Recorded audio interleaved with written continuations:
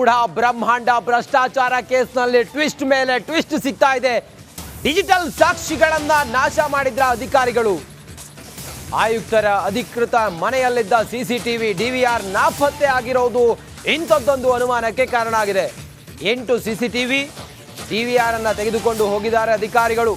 ಹಿಂದಿನ ಆಯುಕ್ತ ಜಿಟಿ ದಿನೇಶ್ ಕುಮಾರ್ ಮೇಲೆ ಅನುಮಾನ ವ್ಯಕ್ತವಾಗಿದೆ. ಮೈಸೂರಿನ ಕುವೆಂಪು ನಗರದಲ್ಲಿದ್ದ ದಿನೇಶ್ ಕುಮಾರ್ ನಿವಾಸ ಸಿಸಿಟಿವಿ ಕ್ಯಾಮೆರಾಗಳ ನಾಪತ್ತೆ ಹಿಂದೆ ಸಾಕಷ್ಟು ಅನುಮಾನಗಳು ಈಗ ವ್ಯಕ್ತವಾಗಿದೆ.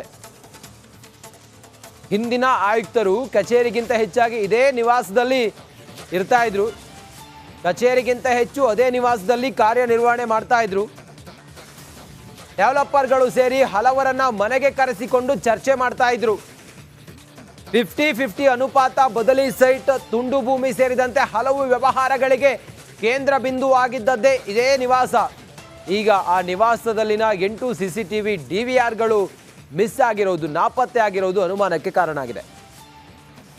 ಇನ್ನಷ್ಟು ಮಾಹಿತಿಯೊಂದಿಗೆ ನಮ್ಮ ಮೈಸೂರಿನ ಪ್ರತಿನಿಧಿ ವಿನೋದ್ ನೇರ ಸಂಪರ್ಕದಲ್ಲಿದ್ದಾರೆ. ವಿನೋದ್, ಆಯುಕ್ತರ ಮನೆಯ ಸಿಸಿಟಿವಿ ಕ್ಯಾಮ್ರಾ ಎಲ್ಲಿಗೆ ಹೋಯ್ತು? ಏನು ಅನುಮಾನ ಇದೆ ವಿನೋದ್? ರಜಿತ್, ಈಗಾಗಲೇ ಮೂಢ ಬ್ರಹ್ಮಾಂಡ ಭ್ರಷ್ಟಾಚಾರ ಹಗರಣದ ವಿಚಾರವಾಗಿ ಈಗಾಗಲೇ ನಿವೃತ್ತ ನ್ಯಾಯಮೂರ್ತಿ PN ದೇಸಾಯಿ ನೇತೃತ್ವದಲ್ಲಿ ತನಿಖೆ ನಡೀತಾ ಇದೆ. ಈ ಒಂದು ಸಂದರ್ಭದಲ್ಲಿ ಮೂಢ ಆಯುಕ್ತರ ಮನೆಗೆ ಅಳವಡಿಸಿದಂತಹ CCTV ಫುಟೇಜ್ ಮತ್ತು DVR ನಾಪತ್ತೆ ಆಗಿರೋ ಬಗ್ಗೆ ಸಾಕಷ್ಟು ಅನುಮಾನಗಳು ಈಗ ವ್ಯಕ್ತ ಆಗ್ತಾ ಇರುವಂಥದ್ದು. ಭಾಳ ಪ್ರಮುಖವಾಗಿ ಈ ಒಂದು ಪ್ರಕರಣಕ್ಕೆ ಈ ಒಂದು CCTV ಫುಟೇಜ್ಗಳು ಸಾಕಷ್ಟು ದೊಡ್ಡ ಮಟ್ಟದ ಸಾಕ್ಷಿಗಳಾಗುತ್ತೆ. ಯಾಕಂತಂದರೆ ಈ ಹಿಂದೆ ಏನೋ ಮೂಢ ಆಯುಕ್ತರಾಗಿ ಯಾರೇ ಬಂದರೂ ಕೂಡ ಮೈಸೂರಿನ ಕುವೆಂಪು ನಗರದಲ್ಲಿರುವಂತಹ ಒಂದು ಮನೆಯಲ್ಲಿ ವಾಸ ಮಾಡ್ತಾರೆ. ಆದರೆ ಈ ದಿನೇಶ್ ಅವ್ರ ಮೇಲೆ ಸಾಕಷ್ಟು ದೊಡ್ಡ ಮಟ್ಟದ ಗಂಭೀರವಾದಂತಹ ಆರೋಪಗಳು ಕೇಳಿ ಬರ್ತಾ ಇದೆ. ಭಾಳ ಪ್ರಮುಖವಾಗಿ 50-50 ಹಗರಣದ ಮತ್ತು ತುಂಡು ಭೂಮಿಯ ಬದಲಿ ನಿವೇಶನಗಳಿರ್ಬೋದು, ಎಲ್ಲದಲ್ಲೂ ಕೂಡ ದೊಡ್ಡ ಮಟ್ಟದ ಅಕ್ರಮ ನಡೆದಿರೋ ಬಗ್ಗೆ ಈಗಾಗಲೇ ವರದಿಯಾಗಿದ್ದು ಅವರೆಲ್ಲ ಈಗಾಗಲೇ ಸಸ್ಪೆಂಡ್ ಕೂಡ ಮಾಡಲಾಗಿದೆ. ಅವರನ್ನು ಸಸ್ಪೆಂಡ್ ಮಾಡಿದ ಸಂದರ್ಭದಲ್ಲಿ ಅವರು ಮೈಸೂರು ಬಿಟ್ಟು ಹೋಗುವ ಸಂದರ್ಭದಲ್ಲಿ 8 CCTV ಮತ್ತು DVRಗಳೆಲ್ಲ ಜೊತೆಗೆ ತೆಗೆದುಕೊಂಡು ಹೋಗಿದ್ದಾರೆ ಅನ್ನುವಂತಹ ಗಂಭೀರವಾದಂತಹ ಆರೋಪಗಳಿಗೆ ಅವ್ರ ಮೇಲೆ ಕೇಳಿ ಬರ್ತಾ ಇರುವಂಥದ್ದು. ಈಗಾಗಲೇ ನಾವು ಕೂಡ ಅವರ ಮನೆಗೆ ಹೋಗಿ ನೋಡೋ ಸಂದರ್ಭದಲ್ಲೂ ಕೂಡ ರೆನೋವೇಷನ್ ಜೊತೆಗೆ CCTV ಅಳವಡಿಸಿದ ಜಾಗದಲ್ಲೂ ಕೂಡ ಈಗಾಗಲೇ CCTV ಫುಟೇಜ್ಗಳು, CCTV ಕ್ಯಾಮ್ರಾಗಳಿರ್ಬೋದು, ಜೊತೆಗೆ DVR ಎಲ್ಲವನ್ನೂ ಕೂಡ ತೆಗೆದುಕೊಂಡು ಹೋಗಿದ್ದಾರೆ. ಭಾಳ ಪ್ರಮುಖವಾಗಿ ಈಗಾಗಲೇ ತನಿಖೆ ನಡೆಯುವ ಸಂದರ್ಭದಲ್ಲಿ ಈಗ ಯಾಕೆ ಆ CCTVಗಳನ್ನ ತೆಗೆದುಕೊಂಡು ಹೋದ್ರು? ದಿನೇಶ್ ಕುಮಾರ್ ಅವರು ಮೂಢ ಆಯುಕ್ತರಿರ್ಬೋದು, ಆದರೆ ಸರ್ಕಾರಿ ನಿವಾಸ ಅದು. ಸರ್ಕಾರಿ ನಿವಾಸಕ್ಕೆ ಅವರ ದುಡ್ಡಿಂದ CCTV ಹಾಕ್ಸಿರೋದಿಲ್ಲ, ಬದಲಾಗಿ ಸರ್ಕಾರದ ಹಣದಿಂದ CCTV ಎಲ್ಲ ಹಾಕ್ಸಿರ್ತಾರೆ. ಅವರು ಈಗ ತೆಗೆದುಕೊಂಡು ಹೋಗೋದಕ್ಕೆ ಅಧಿಕಾರಿಗಳು ಯಾಕೆ ಬಿಟ್ಟರು? ಯಾಕಂತಂದರೆ ಈ ಹಿಂದೆ ರೋಹಿಣಿ ಸಿಂಧು ಅವರು ಕೂಡ ಎಲ್ಲೋ ಜಿಲ್ಲಾಧಿಕಾರಿ ಆಗಿದ್ದರು. ಆ ಸಂದರ್ಭದಲ್ಲಿ ಅವರನ್ನು ಟ್ರಾನ್ಸ್ಫರ್ ಆದ ಸಂದರ್ಭದಲ್ಲಿ ಅವರ ಮನೆಯಲ್ಲಿದ್ದಂತಹ ಪೀಠೋಪಕರಣನ ತೆಗೆದುಕೊಂಡು ಹೋಗಿದ್ರು ಅಂತೇಳಿ ಸಾಕಷ್ಟು ದೊಡ್ಡ ಮಟ್ಟದ ಚರ್ಚೆಗಳಾಗಿತ್ತು. ಆಗ ಸರ್ಕಾರ ಮತ್ತೆ ವಾಪಸ್ ಕೊಡಬೇಕು ಅಂತೇಳಿ ಆದೇಶವನ್ನು ಕೂಡ ಮಾಡಿತ್ತು. ಈಗ ಸಿಗ್ತಾ ಇರುವಂತಹ ಮಾಹಿತಿಗಳ ಪ್ರಕಾರವಾಗಿ ಅವರು ವರ್ಗಾವಣೆ ಅಂದರೆ ಸಸ್ಪೆಂಡ್ ಆದ ಸಂದರ್ಭದಲ್ಲೂ ಕೂಡ ಯಾವಾಗ ಮೈಸೂರಿನಿಂದ ಹಗರಣ ಹೊರ ಬರುತ್ತೆ, ಬೈರತಿ ಸುರೇಶ್ ಅವರು ಮೈಸೂರಿಗೆ ಬಂದ ಸಂದರ್ಭದಲ್ಲಿ ಅವರನ್ನು ಯಾವುದೇ ಸ್ಥಳವನ್ನು ತೋರಿಸದಂತೆ ವರ್ಗಾವಣೆ ಮಾಡ್ತಾರೆ.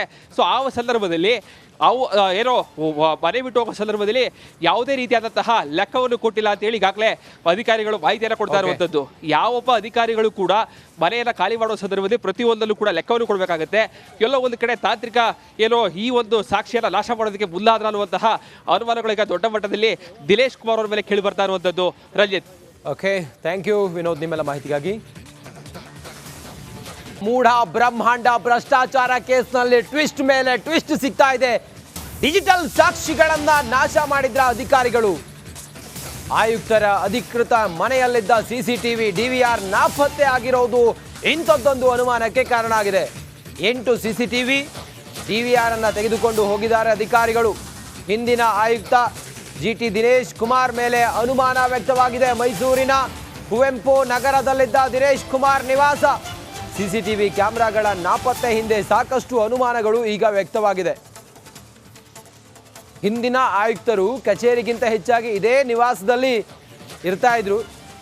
ಕಚೇರಿಗಿಂತ ಹೆಚ್ಚು ಅದೇ ನಿವಾಸದಲ್ಲಿ ಕಾರ್ಯನಿರ್ವಹಣೆ ಮಾಡ್ತಾ ಇದ್ರು. ಡೆವಲಪರ್ಗಳು ಸೇರಿ ಹಲವರನ್ನ ಮನೆಗೆ ಕರೆಸಿಕೊಂಡು ಚರ್ಚೆ ಮಾಡ್ತಾ ಇದ್ರು. 50-50 ಅನುಪಾತ, ಬದಲಿ ಸೈಟ್, ತುಂಡು ಭೂಮಿ ಸೇರಿದಂತೆ ಹಲವು ವ್ಯವಹಾರಗಳಿಗೆ ಕೇಂದ್ರ ಬಿಂದು ಆಗಿದ್ದದ್ದೇ ಇದೇ ನಿವಾಸ. ಈಗ ಆ ನಿವಾಸದಲ್ಲಿನ 8 ಸಿಸಿಟಿವಿ ಡಿವಿಆರ್ಗಳು ಮಿಸ್ ಆಗಿರೋದು, ನಾಪತ್ತೆ ಆಗಿರೋದು ಅನುಮಾನಕ್ಕೆ ಕಾರಣ ಆಗಿದೆ. ಇನ್ನಷ್ಟು ಮಾಹಿತಿಯೊಂದಿಗೆ ನಮ್ಮ ಮೈಸೂರಿನ ಪ್ರತಿನಿಧಿ ವಿನೋದ್ ನೇರ ಸಂಪರ್ಕದಲ್ಲಿದ್ದಾರೆ.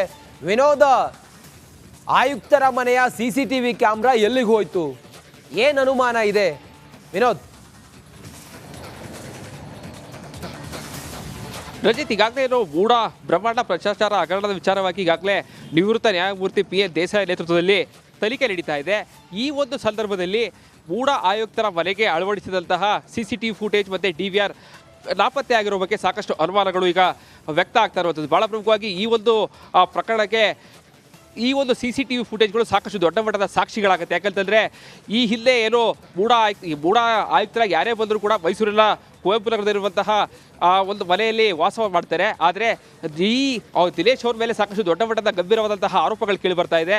ಭಾಳ ಪ್ರಮುಖವಾಗಿ 50-50 ಹಗರಣದ ಮತ್ತು ತುಳು ಭೂಮಿಯ ಬದಲಿ ನಿವೇಶನಗಳಿರ್ಬೋದು, ಎಲ್ಲದಲ್ಲೂ ಕೂಡ ದೊಡ್ಡ ಮಟ್ಟದ ಅಕ್ರಮ ನಡೆದಿರೋ ಬಗ್ಗೆ ಈಗಾಗಲೇ ವರದಿಯಾಗಿದ್ದು ಅವರೆಲ್ಲ ಈಗಾಗಲೇ ಸಸ್ಪೆಂಡ್ ಕೂಡ ಮಾಡಲಾಗಿದೆ.